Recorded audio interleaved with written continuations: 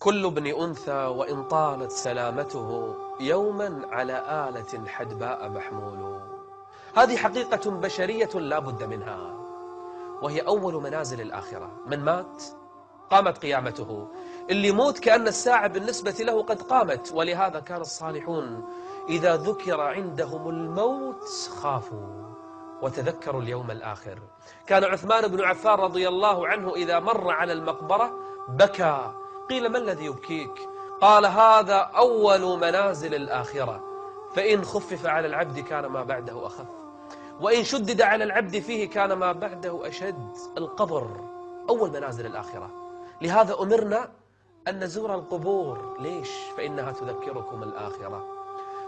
جلس النبي صلى الله عليه وآله وسلم عند قبر، ولما يلحد كان يجهزون الصحابة ميت ويحفرون له القبر، فجلس بعض أصحابه حوله وبيده عود ينكت على الأرض، فدمعت عيناه وقال: أي إخواني، لمثل هذا فأعدوا، لمثل هذه الحفرة فأعدوا. كل منا سيدخلها، كل منها سيضمه القبر ضمة.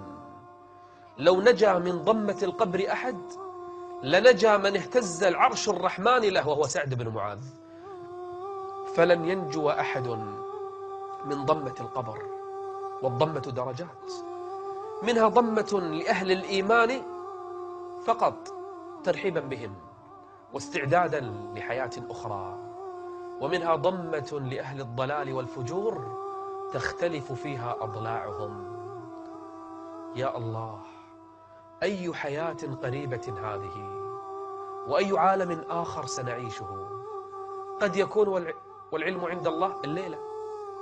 أحد فينا يعني يضمن أن يشوف الشمس إذا غربت؟ أحد فينا يضمن أن يشوف غروب الشمس لو كانت طالعة الحين؟ أحد فينا يضمن؟ إذا أمسيت فلا تنتظر الصباح، وإذا أصبحت فلا تنتظر المساء. كن جاهزا، خذ من صحتك لمرضك ومن حياتك لموتك من الآن.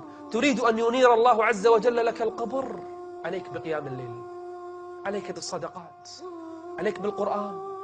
تريد أن يفسح لك قبرك، بر الوالدين، صلة الأرحام، كفالة الأيتام، إطعام المساكين، السجود والركوع، الدعاء والاستغفار. هذه الأعمال الصالحة. يأتيه إما رجل قبيح الوجه، قبيح المنظر، قبيح الرائحة، يقول الميت الذي أفاق، يقول: من أنت؟ فوجهك الوجه يجيء بالشر، فيقول: أنا عملك الخبيث، أنا الزنا والخنا، أنا الخمر والفسق والفجور، أنا الكذب والسخرية، أنا قطع الأرحام وعقوق الوالدين، أنا ترك الصلاة وهجر العبادة. والله ما علمتك إلا سريعا لمعصية الله، بطيئا لطاعة الله. هذه عادتك، تسحب نفسك سحب للصلاة، تتركها أيام ما تبالي.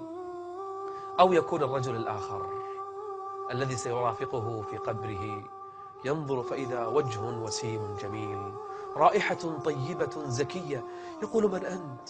فوجهك الوجه يجيء بالخير، يقول: أنا عملك الصالح، أنا قيام الليل، أنا صيام النهار، أنا الحج والعمرة، أنا بر الوالدين، أنا صلة الأرحام، أنا قراءة القرآن، أنا الذكر والاستغفار، أنا إطعام المساكين، أنا الأمر بالمعروف، أنا النهي عن المنكر، أنا الجهاد، أنا عملك الصالح. فوالله ما علمتك إلا بطيئا في معصية الله، سريعا في طاعة الله. طاعة نشيط، المعصية إن فعلتها تتثاقل وتندم بسرعة إذا فعلتها. يرافقه إلى أن تقوم الساعة. إما أن يكون القبر ضيقا حتى تختلف أضلاعه ويأتيه من سموم النار وحرها، أو يفسح له قبره مد البصر ويأتيه من نعيم الجنة وريحها، يفرش له من الجنة. يا الله، أحلى من قصره في الدنيا، أحلى من بيته. وده يطلع من قبره إذا كان من أهل الإيمان، بوده لو يطلع من قبره بس لحظة يقول حق عياله: ترى أنا بنعيم لا تبشر علي، يونسهم ويرجع مرة ثانية. وده تقوم الساعة عشان يقابل أهله وعياله، فيقول الله عز وجل وهو ينادي: رب أقم الساعة، رب أقم الساعة، رب أقم الساعة.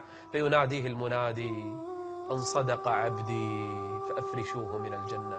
ثم يقال له: نم نومة العروس، فينام نومة خفيفة فيستيقظ فإذا القيامة قد قامت.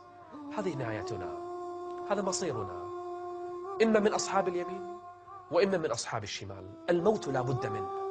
الموت أمر مفزع، أمر مقلق، أفزع الأولين والآخرين، أفزع الملوك والضعفاء والعظماء وكل بشر على وجه الأرض أفزعهم الموت وأقلقهم. فهل استعد الواحد منا لتلك اللحظة التي قد تكون أقرب مما نتصور؟ تجهز لهذا اليوم. أسأل الله أن يثبتنا فيه على الدين وأن لا يميتنا إلا على الإسلام. استودعكم الله. السلام عليكم ورحمة الله وبركاته.